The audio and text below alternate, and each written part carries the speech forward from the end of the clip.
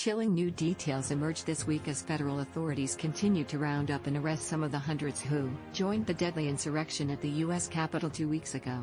A criminal complaint filed Tuesday alleges conspiracy and other crimes against 3 members of an extremist group, the Oath Keepers. The 3 have been arrested. The complaint traces how they planned the attack weeks in advance, then coordinated by radio as they moved into the Capitol with precision, wearing helmets, reinforced vests and military-style insignia. The group also communicated via Facebook with someone who might have had inside knowledge, egging them on and directing them where to find legislators who were being shielded and protected, the FBI alleges in the complaint.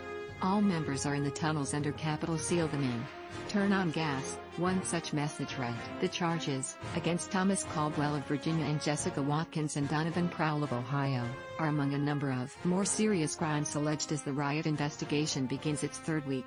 Those 3 are among 7 charged with conspiracy so far by the FBI and the Department of Justice. A list of nearly 100 people arrested from the day of the riot on January 6 to the eve of Joseph Biden's inauguration on January 20 includes a diverse group: Donald Trump supporters, members of far-right and anti-government groups and others whose paths to the Capitol started in hometowns around the country but converged in the riot that left 5 people dead and dozens injured. It was a toxic brew of conspiracy theorists, said Aidan Goldman, an attorney who helped prosecute Oklahoma City bomber Timothy McVeigh and is now a partner with the D.C.-based law firm Zuckerman Speeder. Among those facing charges for their roles in the riot are current and former police officers, a fashion student, grandparents, a fishing boat captain, former athletes and elected officials. Here's what USA Today research shows. USA Today's list does not include a few dozen who were arrested for curfew violations on the Capitol grounds overnight on January 6 and focuses on those accused of entering the Capitol or crimes related to violence or weapons.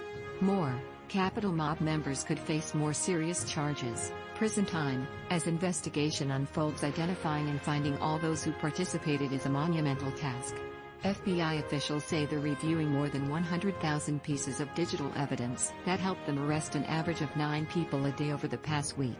The agency continues to seek tips on others who have yet to be identified or arrested, including those responsible for the death of Capitol Police Officer Brian Sicknick. The FBI says the trio charged with conspiracy for helping to spearhead the attack are members of the Oath Keepers, a far-right group that promotes a conspiracy theory that the federal government has been taken over and will strip the rights of citizens. The trio also face charges of conspiracy to impede or injure officers, destruction of government property and obstruction of official proceedings. After reading their Facebook messages and other social media, the FBI alleges Caldwell, 65, helped plan and coordinate with Watkins, 38, and Crowell, 50, who once served in the Marine Corps. Watkins identified herself on social media as a commanding officer of the Ohio State Regular Militia. Crowell was also a member of the group, which the FBI described as a dues-paying subset of the Oath Keepers. There are indications others took part in the conspiracy, sending messages that appear to direct Caldwell toward members of Congress. In addition to the message telling Caldwell to seal them in, turn on gas, the FBI documents state he received the following messages via Facebook while at the Capitol on January 6.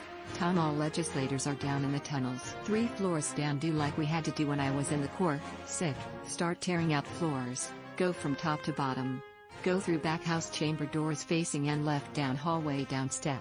Such comments reflect a question that Goldman, the former prosecutor, said will need to be answered. Did people who were not there physically play a role in inciting the riot, and how they could be charged?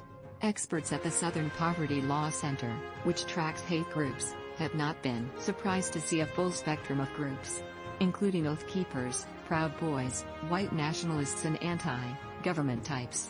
Among those arrested, said Michael Edison Hayden, a spokesman for the Law Center and a senior investigative writer there.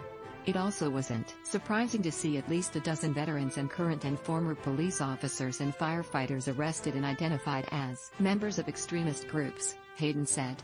First responders, police officers, and military are among the most sought after recruits among the far-right groups, he said. They have a level of operational knowledge about how things work.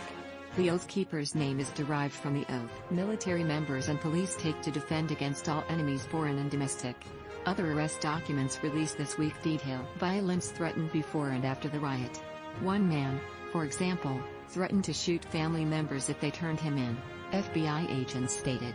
They allege that after Guy Reffitt, 48, returned to his home in Wiley, Texas, he told his family we stormed the Capitol and that he needed to erase everything. The agents report that during an argument with his son and daughter, Reffitt warned, "If you turn me in, you're a traitor and you know what happens to traitors, traitors get shot." Ultimately, the rhetoric and conspiracy that fueled the Capitol riot is similar to what took place leading up to the Oklahoma City bombing, Goldman said. The difference here is that they were peddled online, so they had a much broader reach, and you also have the president tweeting and retweeting from the Oval Office, so it's an order of magnitude greater problem, but it's the same basic dynamic. If your virtual life is living in QAnon chatrooms and your social media news feed all comes from people talking about how the election was stolen or how the Democrats are a bunch of child molesting cannibals, he said, then that becomes your reality, even though it's lies.